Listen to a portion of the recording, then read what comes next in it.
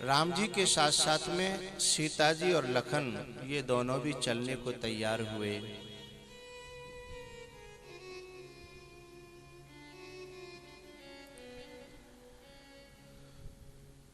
लखन जी से भगवान ने कहा, भैया तुझे चलना है तो मां सुमित्रा से विदा लिया। और सुमित्रा के पास जैसे ही लखन गए,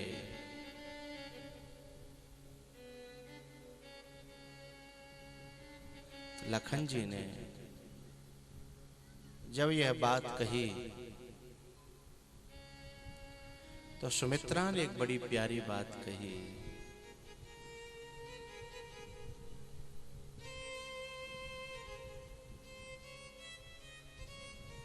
लक्ष्मण,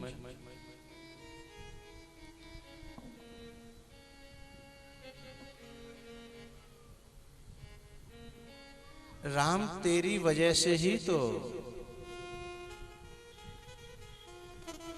बन जा रहे हैं। तू भी सेवा में नहीं जाएगा तो कौन जाएगा।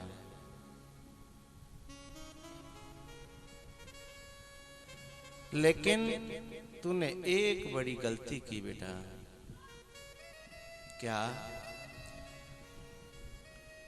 भगवान ने कहा था कि आज्ञा मांग के आ, तो मां से, तो तू मेरे पास क्यों आया? अरे तू ही तो मेरी मां है। बोले गलती कर बैठा तू। मैं तो तेरे शरीर की मां हूं, तेरी सच्ची मां तो जानकी है, तेरी सच्ची मां तो सीता है। तुझे वहीं पे आज्ञा ले लेनी थी। तूने देह के संबंध को बहुत ज्यादा महत्व दे दिया। और देह के संबंधों को जो महत्व दे देते हैं ना बेटा, वो राम की सेवा के योग्य नहीं रह जाते। वो ठाकुर की सेवा के योग्य नहीं रह जाते। हम सब संसार के संबंधों को अधिक महत्व दे रहे हैं, तभी तो सेवा से वंचित हैं।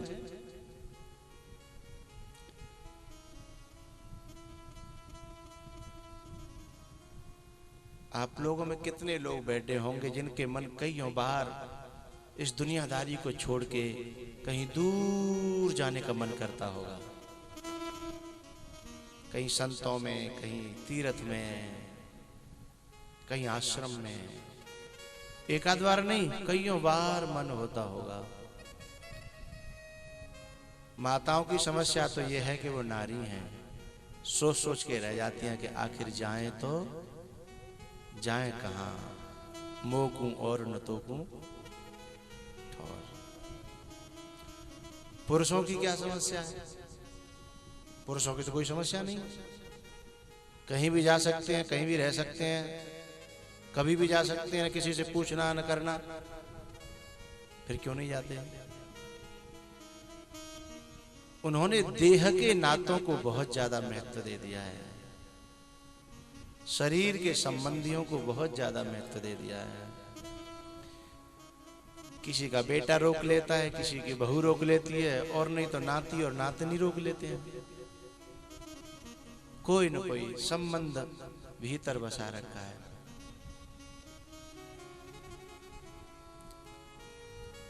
और ये अंदर के जो बैठे हुए संबंध है ना, देह से जुड़े हुए हैं। ये अध्यात्म मार्ग के अवरोधक हैं।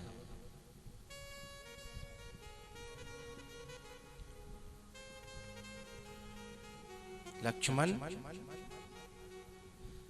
मुझे ये बात ज्यादा नहीं सुहाई कि तू मेरे पास आकर के आज्ञा मांगने आया।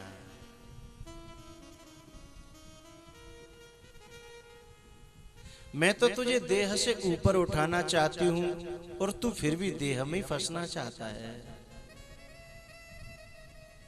आखिर कब तक? लक्ष्मण जी ने कान पकड़े, मां गलती हो गई।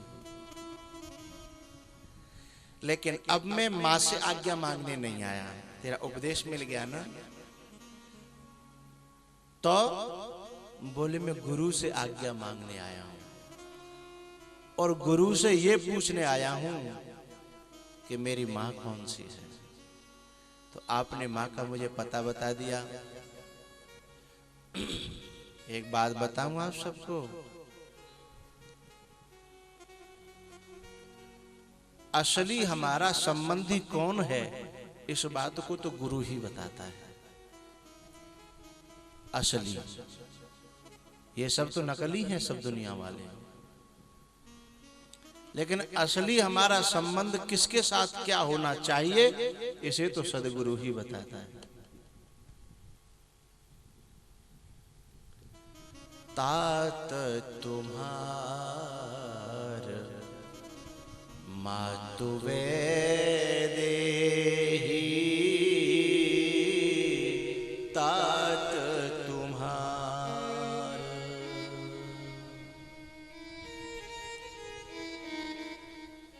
तात तुम्हार मातु वैदेही, पिता राम सब भांति स्नेही, तात तुम्हार मातु वैदेही।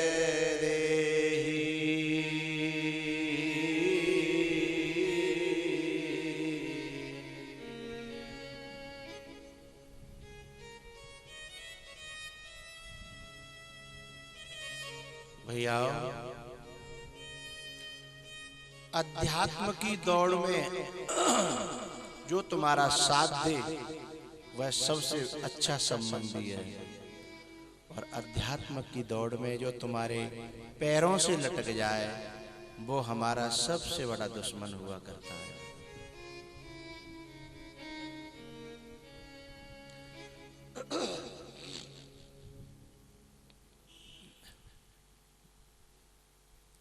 भैया, मां सुमित्रा ने लक्ष्मण जी से कहा, बेटा कुछ विकार ऐसे हैं तो उनके बश में मत हो जाना। सपने में भी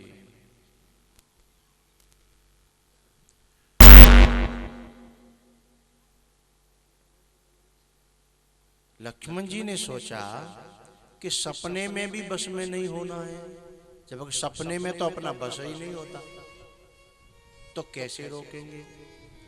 तब उन्होंने मन ही मन प्रण किया कि मां, यदि मैं 14 साल सोऊंगा ही नहीं तो सपना आएगा ही नहीं। इसलिए लक्ष्मण जी 14 साल सोए नहीं। इसका मतलब ये मत समझना कि उन्होंने नींद नहीं ली। इसका मतलब ये है कि वे 14 साल मोह से दूर रहे। मोह निशा सब सोवनिहारा, मोह निशा।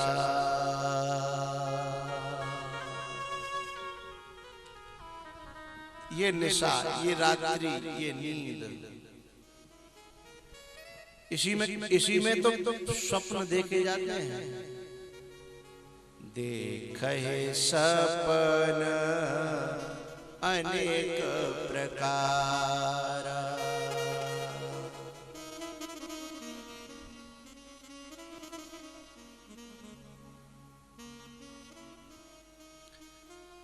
लक्ष्मण जी ने कहा, मां मैं फटकने नहीं दूंगा इस नींद को, जागृत रहूंगा। जो विकारों से जागृत है, जो दुर्गुणों से जागृत है, जो बुराइयों से जागृत है, और जिसका मन हमेशा 24 घंटे लक्ष्य में लगाए, वही लक्ष्य मन है। जिसका मन निरंतर लक्ष्य में लगा है, वही लक्ष्मण है। हम में से कोई है जिसका मन लक्ष्य में लगा हो? नहीं लगा। लक्ष्य ही पता नहीं है, लगेगा तो तब। लक्ष्य ही पता नहीं है। हमने तो इतना लक्ष्य बना रखा है, बस पढ़े लिखे जाए ना, कि नौकरी लग जाए बालक की, और वो बजना के ठीक ठाक लेते लग जाए, बालक पैदा है जाए, नाती पोता है जाए, और 2-4 रुपया खरीद लें, बढ़िया मौज से ट्रैक्टर ले लें, 2-4 एक आध गाड़ी हो, बस यही लक्ष्य। पढ़ लिख करके पैरों पे खड़े होकर के संतान पैरों पे खड़े कर देना, इतना ही तो मायने हुआ इसका। अब इस लक्ष्य को तो सुअर सुअरिया भी करते हैं, कुत्ता कुतिया भी करते हैं, संतान पैदा करते हैं, उन्हें पैरों पे खड़े कर देते हैं पाल पोस करके। और ये तो हमसे और ज्यादा लाख गुने अच्छे हैं, वे तो कभी आशा भी नहीं करते कि रोटी देगो, लेकिन हम तो औलाद से आशा करते हैं कि बुढ़ापे में कभी देखो रोटी तो हमसे ज्यादा तो बे अच्छे भाई। ये लक्ष्य यदि हमने बनाया है तो जीवन का, ये लक्ष्य नहीं है। ये तो पशुओं का लक्ष्य है। मनुष्य का लक्ष्य क्या है? मनुष्य के अंदर परमात्मा ने ऐसी क्षमता प्रदान की है कि वह धरती का सबसे छोटा से छोटा मनुष्य भी ब्रह्मा तक की पदवी को पा सकता है।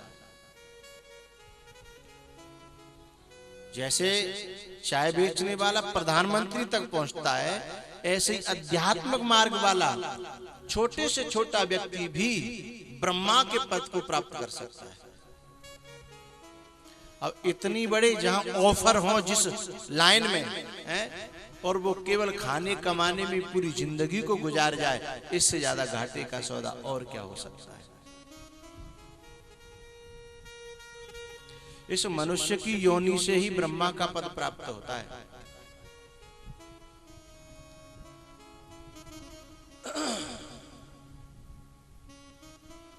इंद्र, वरुण, कुबेर, नारद जी, ये सनत कुमार, ये जो जितने भी सिद्ध गण हैं, जितने भी परिकर परमात्मा के हैं, वे सब इस मनुष्य योनि से ही वहां तक पहुंचे हैं।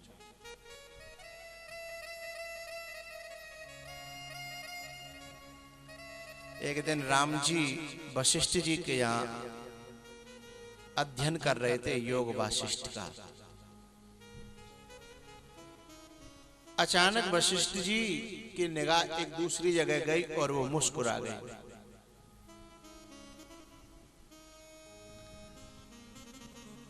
राम जी ने कहा, गुरुदेव आप अचानक से मुस्कुराए, बात समझ में नहीं आई।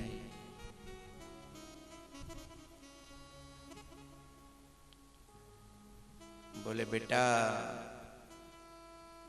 क्या बताऊं? बोले कारण पूछ रहा हूं। वशिष्ठ जी ने कहा, कारण बड़ा अटपटा है, मैं जानना चाहता हूं गुरुदेव।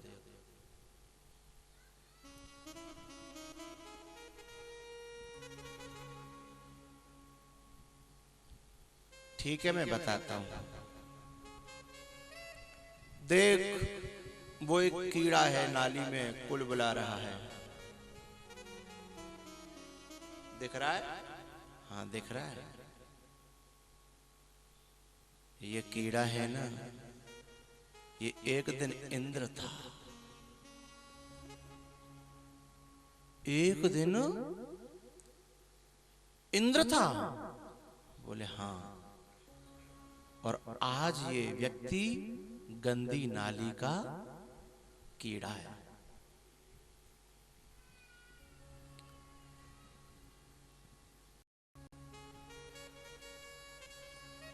और नारद जी को जानते हो?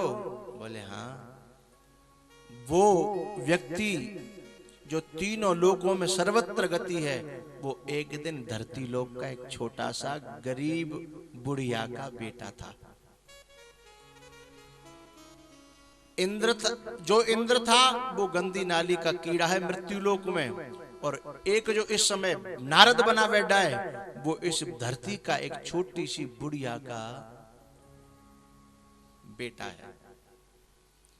एक तो कहां से कहां पहुंच गया और दूसरा कहां से कहां पहुंच गया।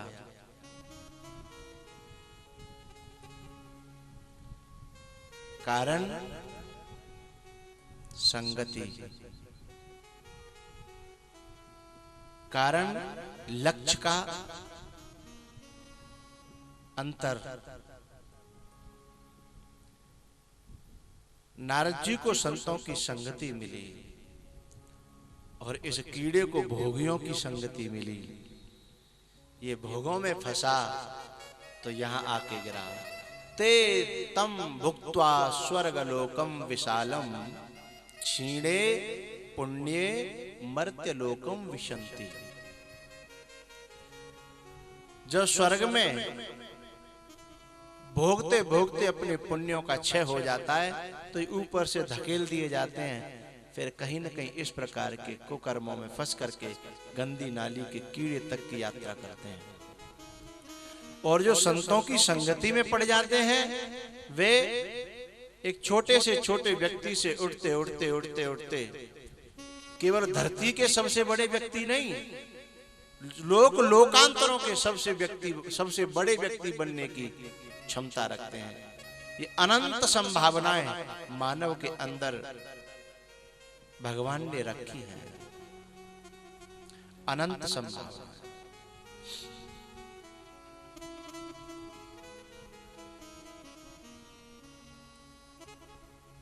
राम जी के पास में लखन जी आए हैं और तीनों राम लखन जानकी